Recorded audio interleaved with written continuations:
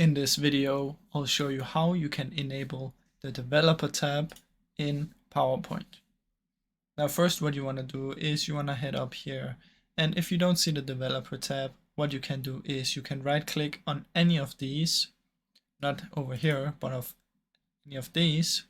So right click on, let's say, help, and then press customize the ribbon. Now let it load for a little bit. And once this is done, it will open up this tab. Now here on the right side, this will be all your tasks. That's up here. What you want to do is find developer and make sure that it's ticked on. Then simply press OK, and you will now have the developer tab up here. From in here, you can do the VBA code and you can type macros. You can also add add-ins. As you can see, I have a timer and I have a QR code add-on. Just press the store here.